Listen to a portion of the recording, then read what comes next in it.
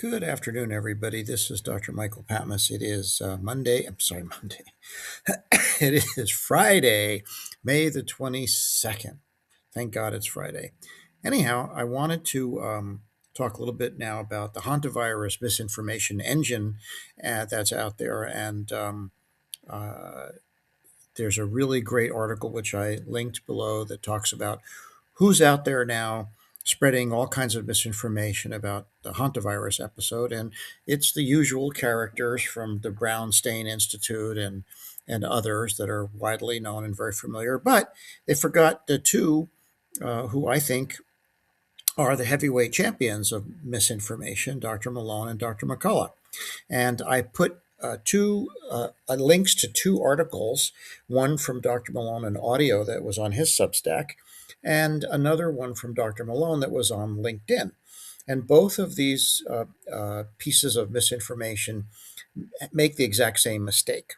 And what Malone and McCullough basically have argued is that the hantavirus situation was a real disaster that was completely mishandled because the experts don't know what they're talking about, because this virus is spread by rodent droppings, and that when the passengers were confined to their staterooms, that they were increased.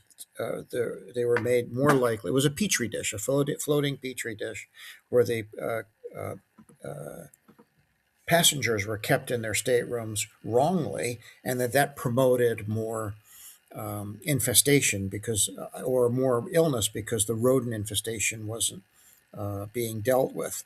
Well, that's actually a very reasonable thing to think about. And in fact, uh, I said the very same thing right away when the hantavirus story first broke in early May. I think on May 4th, I posted, and that video is linked below, where I talked about the fact that rodents on ships are a problem and have been for centuries, and that the first thing you would think about would be a rodent infestation. And so Malone and McCullough's initial reflex was to go after that angle, and that's correct, but for one problem. Within a few days of the hantavirus incident occurring on the MV Hondius, the cruise ship, it was found that it wasn't that virus. It was a different virus. It was a different strain of the hantavirus, that the Andes strain, that is transmitted person to person. So isolating people, quarantining people in their cabins was the right thing to do. So Malone and McCullough were initially right, but the problem was that they didn't modify their argument when presented with the fact that they had the wrong virus. Oopsie, wrong virus. Um, before it was apparent that it was the Andes strain, it would have been a reasonable argument to make. In fact, I made that argument, and I think they maybe copied my Substack because they seem to be echoing, especially Malone talked about ships and the history of all this, all of which I had talked about 2 weeks earlier.